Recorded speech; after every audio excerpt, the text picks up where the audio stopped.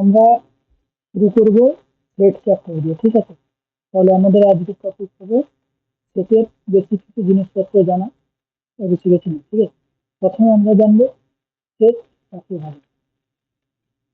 Set কোনো বস্তুসমূহের সমাহার বা কালেকশন বা সমষ্টিকে আমরা সেট বলবো যখন এক ওই সমষ্টিটা সুসংগত হবে,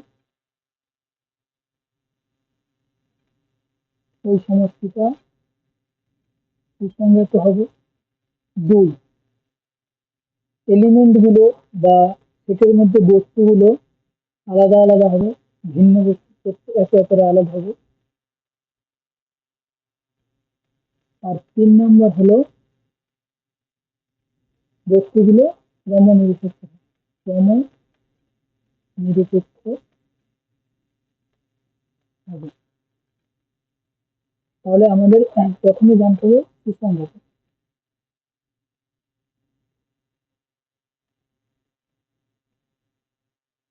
যেটাকে ইংরেজিতে আমরা বলবো ওয়েল ডিফাইন্ড।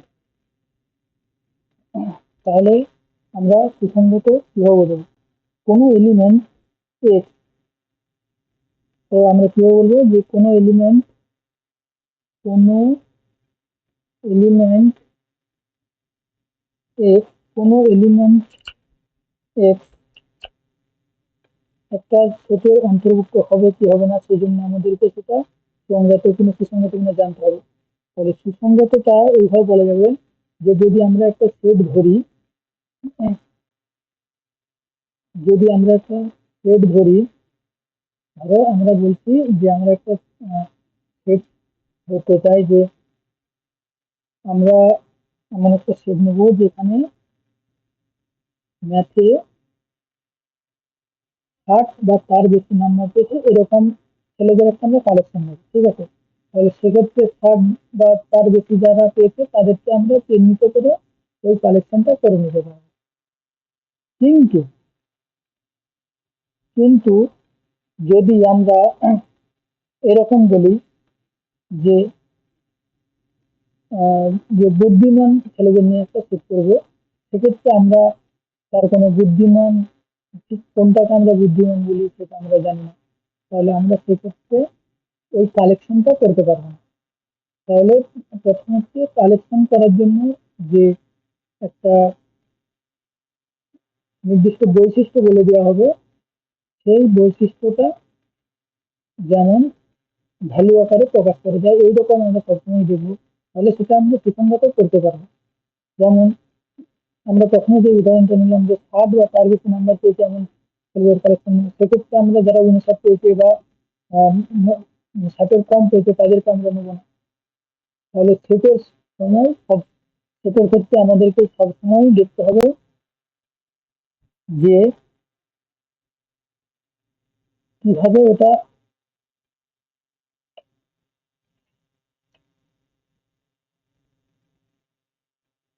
আমরা সংজ্ঞায়িত করছি, কিভাবে আমরা বলছি জিনিসটা। যদি আমরা এমন কিছু বলি যেটা রিলেটিভ, কোনো কিছু রিলেটিভে চেঞ্জ হবে, তাহলে সেক্ষেত্রে ওটা সুসংগত হবে না। সবসময় একটা ফিক্স থাকবে যে আমরা এটা বলেছি, এটা মানবেই মানবে, তাহলে আমরা সুসংগত বলতে পারবো। তারপরে তারপরে আমরা আসবো কি, তারপরে আমরা আসবো উম, ভিন্ন বস্তু বা ডিস্টিংক্ট এলিমেন্ট। 2 নম্বরে হচ্ছে ভিন্ন বস্তু বা ডিস্টিংক্ট এলিমেন্ট। ভিন্ন বস্তু ব্র্যাকেটে ডিস্টিংক্ট এলিমেন্ট। ভিন্ন বস্তু মানে আলাদা আলাদা বস্তু হবে।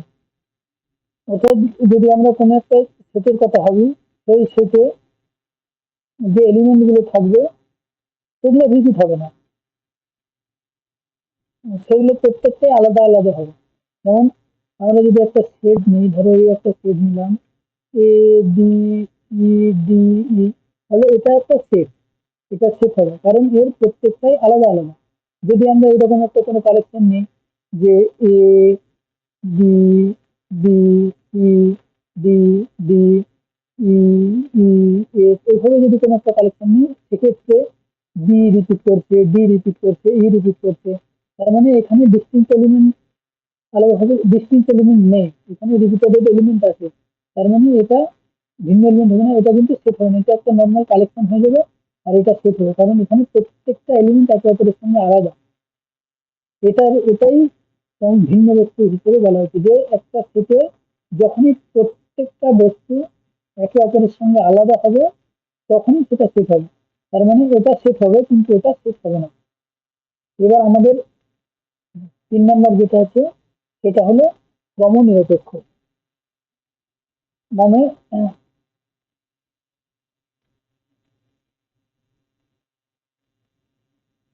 ক্রমনিরপেক্ষ, এটা একদম সিম্পল ব্যাপার। এটা হচ্ছে আমরা যদি একটা কোনো কালেকশন নিই, এই হবে এ ই আই ও ইউ।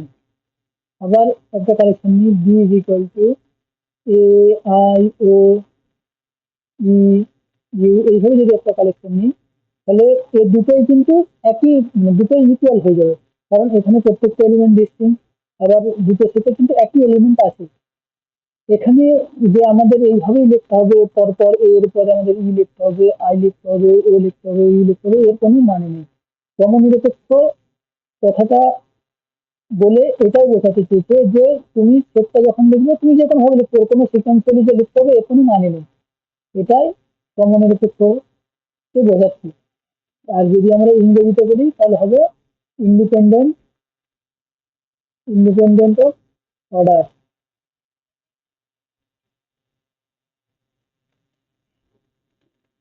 এবার আমরা প্রথমে জানবো যে সেট কে কিভাবে প্রকাশ করা হয়। কোনো একটা সেটকে সবসময় বড় হাতের ইংরেজি অক্ষরে প্রকাশ করতে হবে। যদি আমরা সেট একটা নিই, তাকে আমরা সেটটা লিখবো যে A is equal to A B C D E F. এক্ষেত্রে বড় হাতের এ সেট নির্দেশ করবে, আর এই যে ছোট হাতের a B C D E f, এইগুলো সবাই মিলে এগুলো হচ্ছে এলিমেন্ট নির্দেশ করবে। তার মানে এলিমেন্ট, সেটের এলিমেন্ট গুলো সবসময়, সেটের এলিমেন্ট গুলো সবসময় ছোট হাতের অক্ষরে প্রকাশ করা হবে, আর সেটটা বড় হাতের অক্ষরে প্রকাশ করা হবে। এবার আমাদের একটু আরো জানতে হবে, যেমন হচ্ছে ধরো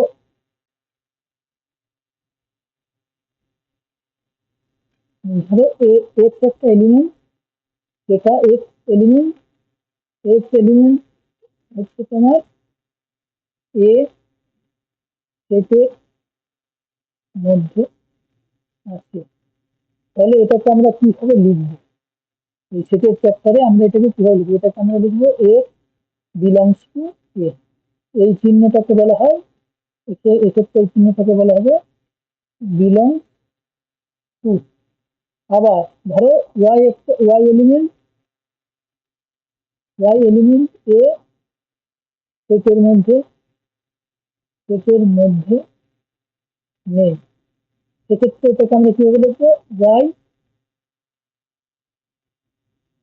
ডাজ নট বিলংস টু,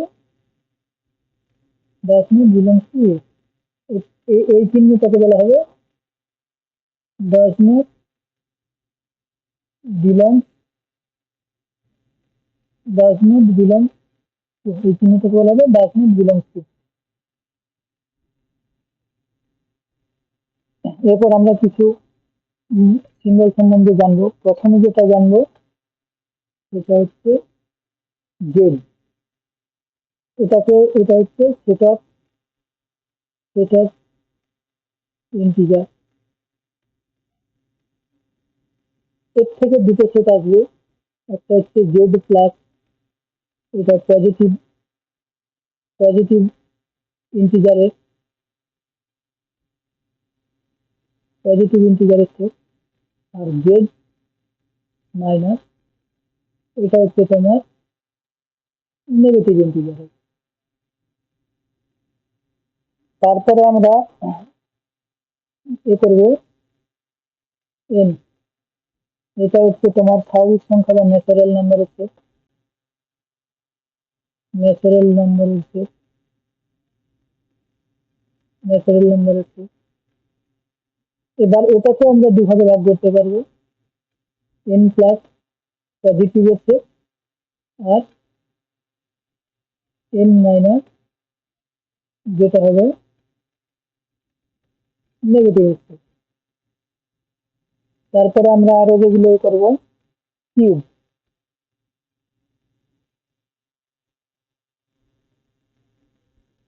এই কিউবটা হচ্ছে তোমার মূলদ সংখ্যা বা রেশনাল নাম্বারের সেট, রেশনাল নাম্বারের সেট এটা, এটাও সেম একইভাবে দুভাবে ভাগ করে দেবো, কিউ প্লাস আর ও কিউব মাইনাস কিউব প্লাস পজিটিভের সেট আর কিউব মাইনাস নেগেটিভের সেট।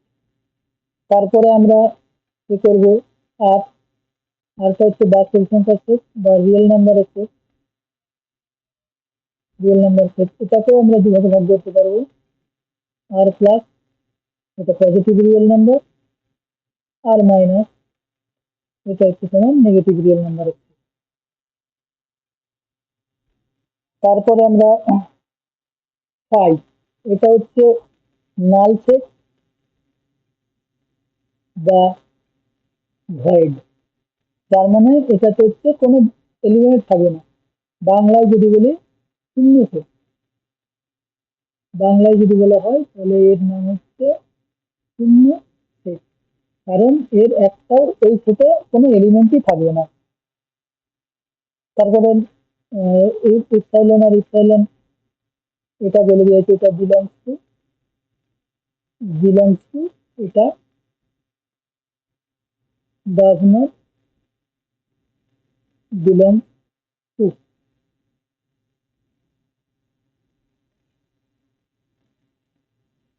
তারপরে আমরা আর একটা চিহ্ন ইউজ করব, এটাকে বলা হয় ইমপ্লিয়াইজ ব্যাক, ইমপ্লিয়াইজ ব্যাক মানে নির্দেশ করছে এরকম একটা বোঝায়। এই চিহ্নগুলো আমরা ব্যবহার করবো। তারপরে আমরা আরো চিহ্ন ব্যবহার করব, যেমন এটা, এটার মানে হচ্ছে ডিফারেন্স। তারপরে আমরা ব্যবহার করব ফর, এরকম একটা ব্যবহার করবো মানে সব এসের জন্য, বা যদি ইংরেজিতে বলি তখন এটা হবে for all values of x. এইসব জিনিসগুলো আমাদের মোটামুটি জানতে হবে, এই চিহ্নগুলো জানতে হবে। তারপরে আমরা সেটকে দুভাবে রিপ্রেজেন্ট করতে পারবো।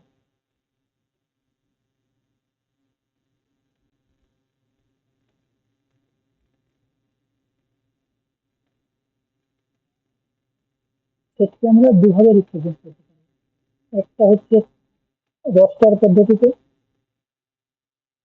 রস্টার মেথড, আর একটা হচ্ছে set builder method, set builder method.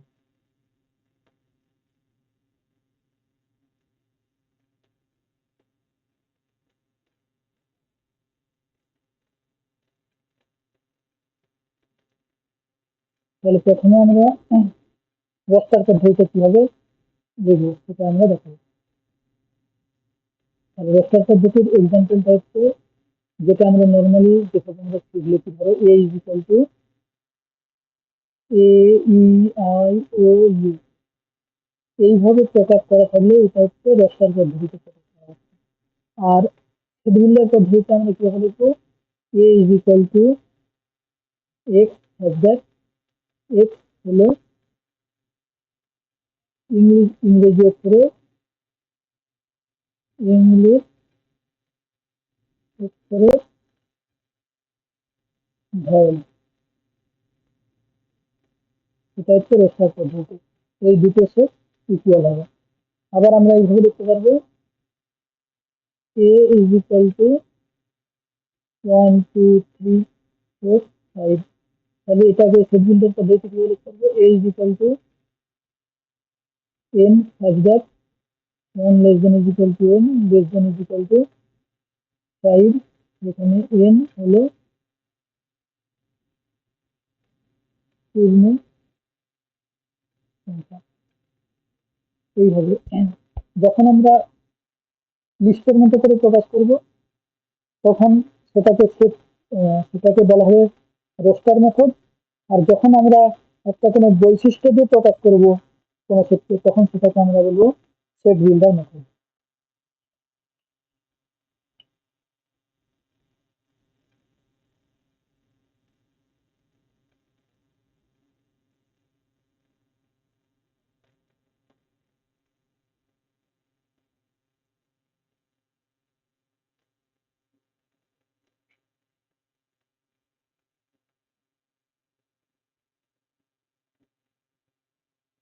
যেমন আমরা কিছু উদাহরণ করব, যেমন ধরো একটা সেট দেওয়া আছে, বলা আছে যে প্রথম এটি স্বাভাবিক সংখ্যা সেট, এটাকে প্রকাশ করতে হবে এক হচ্ছে রোস্টারে, রোস্টার মেথডে, আর দুই হচ্ছে তোমার set builder, set builder method. তাহলে প্রথমে আমরা রোস্টার মেথডে প্রকাশ করতে হবে এক রোস্টার মেথড, এটাতে প্রকাশ করলে হবে a ইজ ইকুয়াল টু 1 2 3 4 5 6। আর 2 নম্বরে হচ্ছে set builder method, set builder method.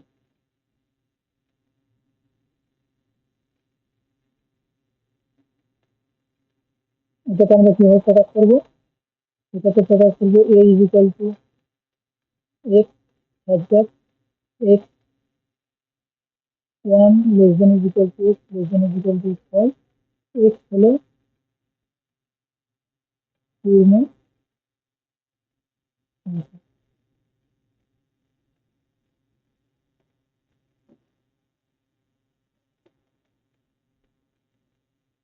তারপরে আর একটা উদাহরণ নিচ্ছি, ধরো এখানে বলে দিল যে x square minus 6x plus 8 is equal to 0 এর বীজদ্বয় নিয়ে সেট গঠন করে। তাহলে আমাদের প্রথমে কি করতে হবে, এটা সমাধান করতে হবে। x square minus 6x plus 8 is equal to 0, এখান থেকে আমরা পেয়ে যাবো x square minus 4x minus 2x plus 8 is equal to 0, এখান থেকে পেয়ে যাবো x minus 4 minus 3 into x minus 4 is equal to 0। তাহলে x minus 4 x minus 2 is equal to 0, এখান থেকে আমরা লিখতে পারবো x minus 4 is equal to 0, x minus x minus 2 is equal to 0। তার মানে এখান থেকে আমরা লিখতে পারবো x ইজ ইকুয়াল টু 4 সমান 2। তাহলে এবার আমরা সেটটাকে প্রকাশ করতে পারবো, সেটটাকে আমরা কিভাবে প্রকাশ করবো। প্রথমে হচ্ছে রোস্টার, রোস্টার পদ্ধতিতে কিরকম হবে, রোস্টার পদ্ধতি তাহলে সেটটা হবে a ইজ ইকুয়াল টু 2 4। আর সেট বিল্ডার মেথডে কিভাবে হবে, সেট বিল্ডার মেথডে হবে a is equal to x subject x subject x হলো x square minus 6x, a is equal to x নেবো না, a is equal to m subject m হলো x square minus 6x plus 8 is equal to 0 এর বীজ।